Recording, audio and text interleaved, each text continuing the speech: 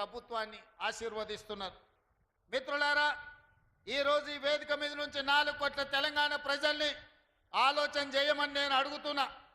ఆనాడు నిజాం నవాబుల నుంచి విముక్తి కలిగిన తర్వాత మొట్టమొదటి హైదరాబాదు రాష్ట్రానికి ముఖ్యమంత్రిగా మా పాలమూరు బిడ్డ బూర్గుల రామకృష్ణారావు గారు ఆనాడు ముఖ్యమంత్రిగా బాధ్యతలు వహిస్తే మళ్ళీ 7 దశాబ్దాలు మా పాలమూరు జిల్లాకు ఉమ్మడి రాష్ట్రంలో కానీ తెలంగాణ రాష్ట్రంలో కానీ సరైన ప్రాతినిధ్యం రాలే.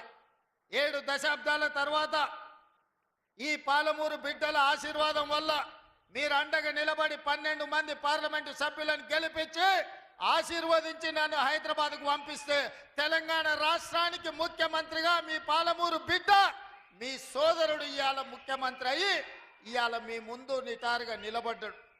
మిత్రులారా, ఇవాళ ఆలోచన చేయండి. ఉమ్మడి రాష్ట్రంలో ఎంతోమంది పాలకులు వచ్చిండ్రు, ఎందరో ముఖ్యమంత్రులు అయినరు.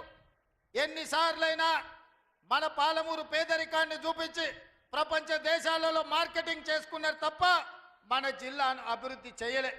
ఇవాళ ఈ వేదిక మీద నుంచి నేను అడుగుతున్న మేధావులను, ఈ తెలంగాణ రాష్ట్రంలో ఉన్న చదువుకున్న వాళ్ళను, నీళ్లు నాగరికత తెస్తాయి, నీళ్లు పంటలు తీసుకొస్తాయి, మీ నీళ్లు పసిడి బంగారాన్ని పండిస్తాయి.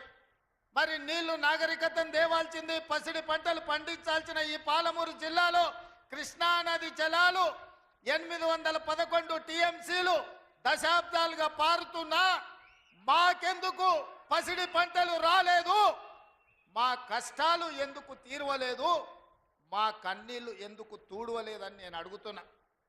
ఈ పాలమూరు జిల్లా నాడు ఉమ్మడి రాష్ట్రంలో లేదా? ఈ పాలమూరు జిల్లా ఏర్పడ్డ తెలంగాణ రాష్ట్రంలో లేదా? ఈ పాలమూరు జిల్లా బీఆర్ఎస్ పార్టీకి ఓట్లు వేయలేదా? అంతెందుకు 2009లో నాడు చంద్రశేఖరరావు గారు కరీంనగర్ జిల్లా ప్రజలు తరుముతే భుజాన జోలె వేసుకొని జోలె పట్టుకొని పాలమూరు జిల్లాకు వచ్చి ఈ ప్రాంతంలో ప్రజల్ని అడుక్కుంటే నా పాలమూరు సోదరులు, మా సోదరి మనులు నీకు భిక్ష పెట్టినరు. నీ బొంతలో భిక్ష వేసి పార్లమెంటు సభ్యుని చేసి ఢిల్లీకి పంపిస్తే నువ్వు పార్లమెంటు సభ్యుడిగా పదవిని ఎలగబెట్టినావు. సోనియమ్మ తెలంగాణ రాష్ట్రం ఇస్తే నువ్వు తెచ్చినా అని గొప్పలు చెప్పుకున్నావు. ఆనాడు పాలమూరు